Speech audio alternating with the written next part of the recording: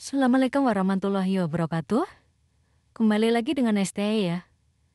Kali ini STE mau memberi edukasi eh controller pompa BBM atau CPU POM ini atau Pertamini ya. Nih kita kasih edukasi sebelum dikirim ya. Jadi sekalian tes cek ya. Tadi udah dites cek sebelum nantinya di packing. Kita edukasi. CPU ini sebutannya CPU POM ini AC/DC ya. CPU ini kecondongan kalau terminalnya model jepit begini idealnya untuk DC ya. Kenapa ya? Karena terminal jenis ini lebih kuat menahan ampere atau beban bila untuk DC, karena kecondongan di POM ini itu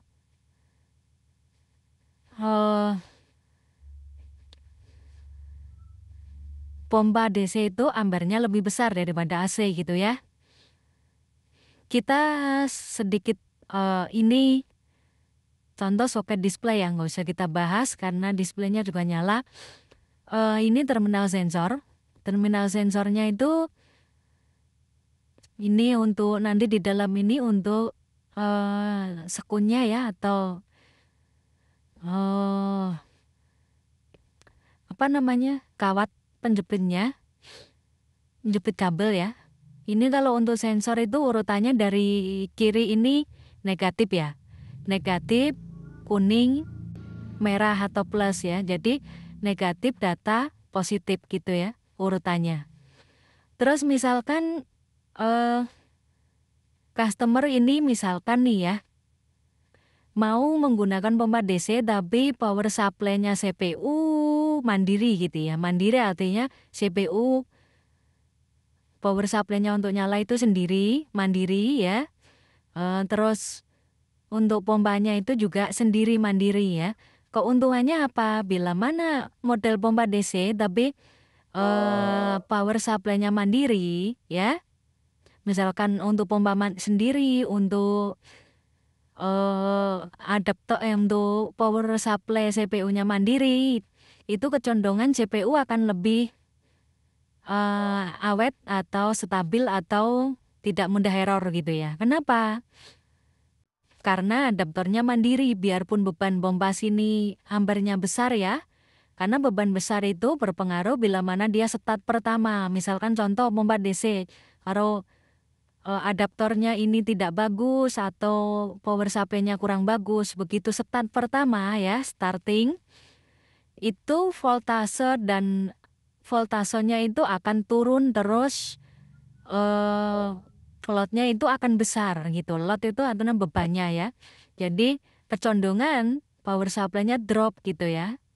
Kalau digabung ya, kalau power supply-nya pompa drop, berarti kalau digabung power supply-nya CPU, ya berarti CPU juga ikut drop gitu ya. Kalau ikut drop, misalkan contoh nih IC ini kan dialirin voltase sekitar 5 volt. Atau saya bulatkan aja 4,7 gitu ya. IC ini akan tetap bekerja normal bila dia teraliri voltase 3,7 ya, biarpun ada limitnya sampai 3,3. Tapi saya sebut aja 3,7 gitu ya. Kalau misalkan power supply-nya pompa dan CPU digabung, bila mana pompanya drop, IC juga akan ikut drop. Contoh, voltase tadi di IC 4,7 gitu saya bulatkan ya. Terus minimal dia harus bekerja normal bila teraliri 3,7. Berarti toleransi dropnya hanya 1 volt gitu ya. Misalkan dropnya power pompa cuma 1 volt itu nggak masalah si IC. Tapi kalau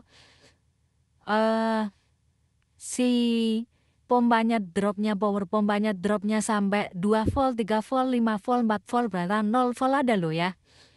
Karena ketidaktahuan orang lapangan ya.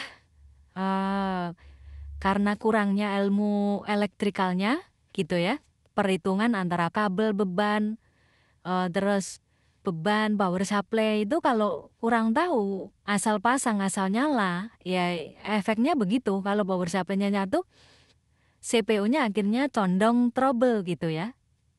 Karena tadi kegagalan voltase dia ikut nanggung gitu loh. Dia akan kerja maksimal bila mana teraliri 3,7 volt. Kalau dia udah 14 lewat dari 3,7 volt ya udah dia trouble hang gitu ya. Gitu. IC kan cara kerjanya harus stabil voltasenya gitu. Makanya kalau di laptop atau di PC komputer itu malah ada baterai ya, baterai 3,3 volt. Itu tujuannya dia untuk membackup memori juga, apa namanya CPU juga gitu loh ya. Supaya misalkan tiba-tiba mati lampu atau kehabisan drop power itu tidak langsung trouble memori gitu ya. Oke, sekelumit masalah dan itu sebenarnya momok itu ya. Momok kalau orang nggak paham, apalagi daerah yang voltasenya buruk tuh, PLN-nya buruk, adaptor yang digunakan buruk, udah akan trouble. Jadi CPU dari siapapun, CPU pemini dari siapapun, dari manapun, kalau penginstalnya paham elektrikal, hitungan matematika perkabelan, load ya, itu dijamin akan awet. Contoh misalkan kita dapat customer nih, voltase PLN-nya misalkan cuma 140-160 volt, ada itu loh ya. Di Sumatera banyak itu. Itu kalau kita sebagai orang profesional ya harus gimana caranya? Supaya voltasenya itu tidak separah itu gitu ya. Jangan asal pasang gitu ya. Kalau semata-mata kita hanya bisnis beracuan ke apa finansialnya aja, asal pasang yang penting udah dikirim dipasang, nggak lama akan trouble gitu loh ya. Jadi kita sebagai profesional tak contoh gini aja ya, STE itu dulu pernah jadi teknisi mesin pendingin sejenis kulkas ya. Contoh gini, STE dulu kalau masang melakukan penjualan kulkas itu kalau tidak saya sendiri yang pasang, saya mending tidak dibeli gitu ya. Kenapa? Karena kebetulan STE tinggalnya di daerah ya. Banyak juga di daerah STE itu yang voltasenya buruk atau instalasi voltasenya bagus tapi instalasi dalam rumah customer itu asal nyala gitu ya. Itu kalau saya tidak yang mengantarkan dan memasangkan, mending tidak usah dibeli kulkas saya. Kenapa? Karena resikonya bila mana langsung beli, kita sahkan aja gitu ya. Nggak lama itu kulkas nanti akan rewel, trouble gitu ya. Dan ujung-ujungnya motornya kebakar gitu ya. Karena tadi orang awam itu kan condongnya asal nyala gitu ya. Sedangkan misalkan kulkas itu kan ada motor tuh, ada kompresor ya, itu lumayan besar itu ampernya. Bisa kadang sampai 1 ampere, 1,5 ampere pertama start gitu ya. Terus kalau kabel di tempatnya user itu asal, ya akhirnya dia drop juga gitu. Dan itulah sekelumit, misalkan contoh dulu kalau voltasenya benar-benar drop gitu ya. Ya alternatif termudah ya stapel atau stabilizer ya. Tapi stapel dan stabilizer itu juga nggak akan awet lama kalau voltasenya benar-benar hancur atau drop gitu ya. Keidealan voltase yang harus di backup oleh stabilizer itu antara di berapa 100, idealnya 160 volt, 180 volt gitu ya. Kalau voltasenya di bawah 160 volt dipaksakan stapel juga nggak akan awet gitu ya. Jadi itulah sekelumit dulu waktu STE jadi teknisi ya. Jadi sama, CPU ini juga seperti itu. Switching yang dipakai di pasaran itu kan peminingan rata-rata CPU begini nih. Ini sebutannya 10 ampere ya. Tapi misal tak contoh ini ada 5 ampere itu udah terima kasih gitu aja. Ya. Jadi switching seperti ini disebut 10 ampere. Kalau orang paham ini ada 5 ampere terima kasih gitu aja. Kalau STE nggak percaya ini ada 5 ampere gitu aja. Ya. Jadi pemahamannya ilmu elektrikal itu lebih penting. Jadi banyak customer STE juga yang curhat orang Sumatera ya. Pak, saya beli adaptor gini-gini nggak bisa dipakai semua. Itu contoh. Sebenarnya adaptor itu nggak bisa dipakai kalau di tempat Beliaunya ini. Kalau di tempat lain mungkin masih berlaku atau berfungsi gitu ya. Jadi nggak kuat lah, bukannya nyala tapi nggak kuat. Buat apa namanya? Mengangkat beban itu nggak kuat gitu. Sedangkan misalkan ini dipakaikan untuk rotak ya.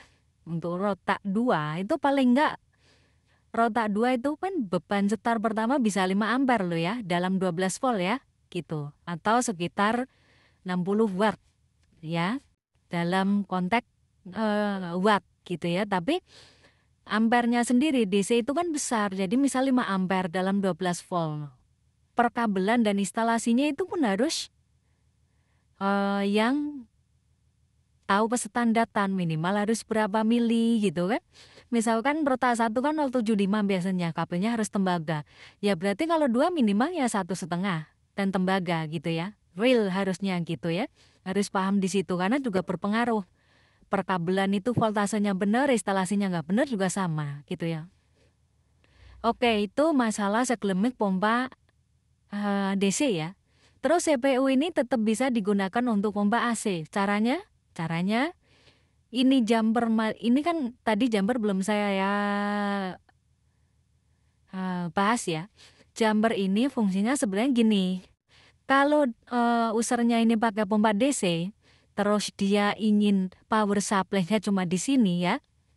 Terus CPU ikut nyala, jumper ini dipindah sebelah kanan. Jadi ini ada keterangan ya. AC DC. Kalau mau dipakein DC tapi power supply-nya cuma power supply apa namanya? Pompa boleh, silakan, itu hak dan tanggung jawab customer ya. Jadi ini bisa ditaruh kanan, jumper 2 ini bisa dipindah kanan, jadi CPU ikut nyala. Kalau sini DC ya, gitu. Nggak usah kita bahas terusnya. Intinya kalau power supply-nya pengen 1, power pompanya DC ya, CPU juga ikut nyala karena CPU ini tahan voltase sampai 30 voltan ya, 36 volt gitu ya. Jadi kalau cuma 12 volt, 24 volt itu masih oke gitu CPU ya. Terus kita kembali ke tadi masalah AC ya. Bila mana untuk AC, ini pompa CPU juga bisa digunakan untuk AC. Caranya seperti ini, jumper ini digiri dua-duanya ya. Di sini PLN 220, di sini pompa AC. CPU-nya menyalanya dengan DC ya, makanya dia dikasih soket ini gitu ya. Jadi kalau diperuntukkan pompa AC harus punya adaptor sejenis adaptor laptop ya, gunakan adaptor yang bagus ya. Cenderung misalkan pakai adaptor laptop tuh condong bagus ya. Itu 18 volt, 20 volt nggak apa-apa karena CPU-nya kan tadi saya bilang tahan voltase sampai 36 volt gitu ya. Terus ini di kiri, ini untuk AC, ini untuk DC. Makanya CPU STE itu produk STE rata-rata mau dipakai pompa AC, DC itu LAN tempat power pompa dan pompanya sama satu. Yang diubah cuma jalurnya aja gitu ya. Ini contoh kan malah simpel ya. Jadi ini kenapa harus di kiri? Kalau pakai pompa AC kalau di kanan ya, power pompa terhubung dengan CPU gitu. Kalau sini PLN ya meletus itu ya, rusak CPU-nya gitu ya. Jadi ini terus terdapat bautnya juga, lubang bautnya juga multi, bisa untuk CPU STE yang model kecil ya, lama. CPU model begini ya, ini kan kecil, bisa disinkronkan gitu ya. Jadi saya rasa cukup ya indukasi dari STE untuk CPU POM ini sebelum dikirim ya. Terima kasih. Assalamualaikum warahmatullahi wabarakatuh.